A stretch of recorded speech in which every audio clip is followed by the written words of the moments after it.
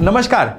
मई 2026 के राशिफल में आपका हार्दिक अभिनंदन है। मई का महीना बड़ा जबरदस्त महीना है क्योंकि आधा महीना सूर्य उच्च राशि में रहने वाले हैं और बाकी आधा महीना भी सूर्य वृष में यानी रिसोर्सेज की धन की राशि में रहेंगे। पूरा महीना जो बृहस्पति हैं वो मिथुन में रहेंगे, शनि जो हैं ये मीन राशि में रहेंगे, राहु कुंभ राशि में और केतु जो है ये सिंह राशि में रहेंगे। और ये महीना जबरदस्त इसलिए भी होगा कि महीने के सेकेंड हाफ में मंगल जो है ये अपनी राशि यानी मेष राशि में जाने वाले हैं। देखिए, प्लेनेट किसी भी राशि में रहेंगे लेकिन हर राशि के अनुसार इसका रिजल्ट जो है ये अलग अलग रहेगा।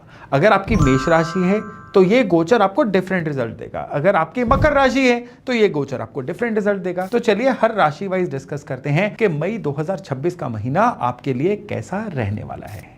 सिंह यानी लियो, भाई आप लोगों के लिए मई 2026 किस तरह का रहेगा?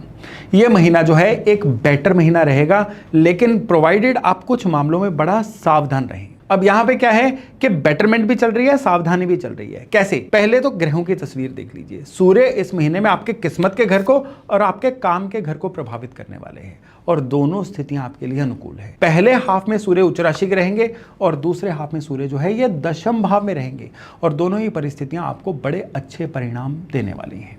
मंगल पे आए तो इस महीने की शुरुआत में मंगल आपके 8वें भाव में है, स्थिति अच्छी नहीं है। 11 मई के बाद मंगल आपके किस्मत के घर में आ जाएंगे, कंपैरेटिवली फार फार फार बेटर। भाग्य भाव में भी मंगल पूरी तरह से अच्छे तो नहीं है, लेकिन अपनी ही राशि में होने की वजह से पिछले समय के कंपैरिजन में अच्छे रिजल्ट देंगे। यानी 11 मई से पहले मंगल कमजोर, बाद में ठीक। और 15 मई तक बुध जो है ये आपके किस्मत के घर में है लेकिन अच्छी स्थिति में नहीं है, लेकिन 15 से 29 तक बुध दशम भाव में जाएंगे, अच्छी स्थिति में आएंगे।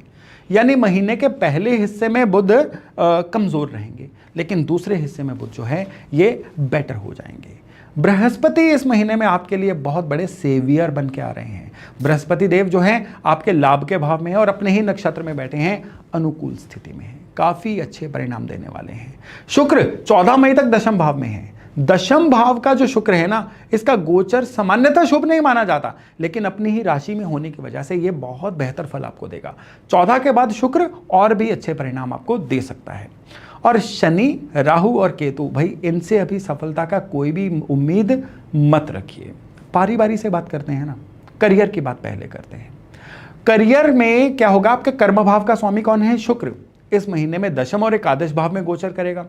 दशम में शुक्र का गोचर, जैसा मैंने अभी बताया था कि शुभ नहीं माना जाता है, लेकिन अपनी ही राशि में होने की वजह से यानी 10th लॉर्ड का 10th हाउस में होना, ये अच्छी बात। 14 मई से पहले और बाद दोनों समय जो शुक्र है ना, काम कारोबार के सिलसिले में आपको ठीक परिणाम ही देंगे। जो आप सिंह राशि वाले व्यापारी हैं ना, सप्तम में शनि की स्थिति और सप्तम में बैठे राहु को देखते हुए बहुत सूझबूझ से ही आगे बढ़ना होगा। किसी भी नए काम में कोई नया एक्सपेरिमेंट मत करिए, इतना ध्यान रखा तो बड़े सारे नुकसानों से बच जाएंगे।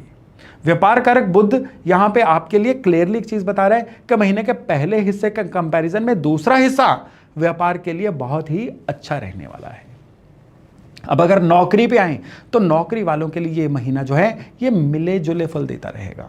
लगातार मेहनत की तो पहले जैसा चल रहा है ना वैसा ही चलता रहेगा, बिगड़ेगा नहीं, इतना पक्का है।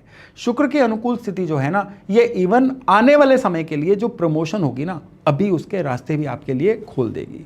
व्यापार और नौकरी दोनों में काफी हद तक आपको अपनी फेवर में ही परिणाम मिलेंगे। छोटी छोटी अड़चनें तो आएंगी लेकिन 100% इस महीने में आपको सफलता जरूर मिलेगी। अब आगे बढ़ते हुए अगर आपके फाइनेंशियल मैटर्स की हम बात करें तो फाइनेंशियल मैटर्स में जो आपके लाभ के स्वामी है ना बुध, ये 15 मई तक नॉर्मल, लेकिन इसके बाद ये बहुत मजबूत स्थिति में आएंगे।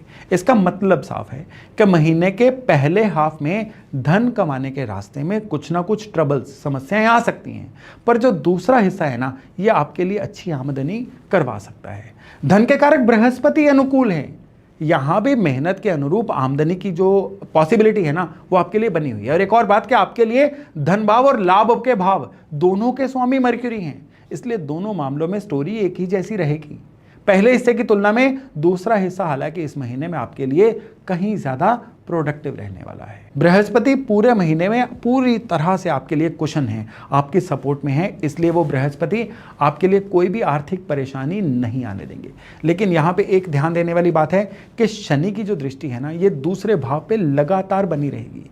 ये धन के संचय में, धन को जोड़ने में कोई परेशानी दे सकती है, लेकिन अच्छी इनकम उस चीज को भी बैलेंस कर देगी। और इनकम की दृष्टि से ये जो महीना है ना, ये पिछले महीने का कंपैरिजन में बहुत ही बेटर रहेगा, एवरेज से कहीं ऊपर रहेगा।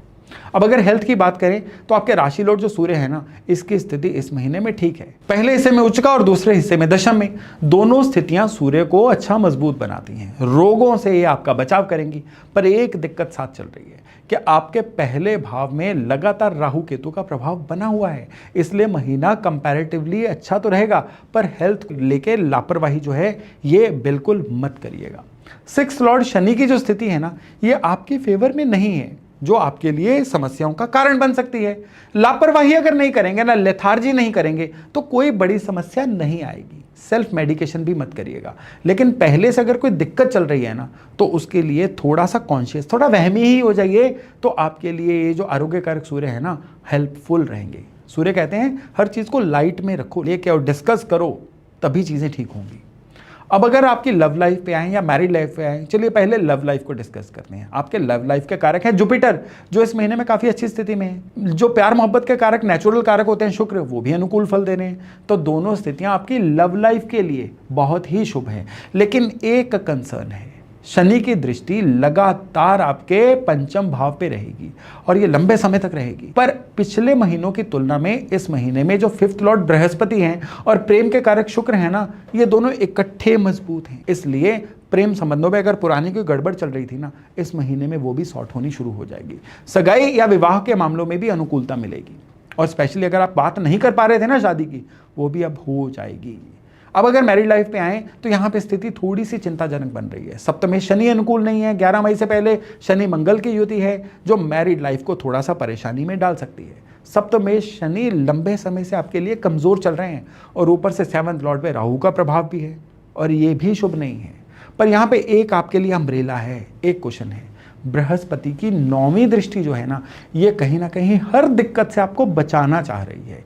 इसलिए जो अगर आप पेशेंस रखेंगे या थोड़ा सा सुलझे हुए दिमाग से काम लेंगे ना, तो मैरिड लाइफ में ट्रबल छोटी मोटी पिंच बन के रह जाएंगी, कोई बड़ी ट्रबल नहीं होगी। और ओवरऑल अगर आपके फैमिली लाइफ की स्टेबिलिटी की बात करें ना, तो फैमिली लाइफ की स्टेबिलिटी देखी जाती है दूसरे भाव से। उसका स्वामी कौन है? उसका स्वामी है मरकरी। पहले हिस्से में जैसा मैंने बताया था ना, सामान्य है, लेकिन दूसरे हिस्से में मरकरी काफी अच्छी पावर अटेन करेगा।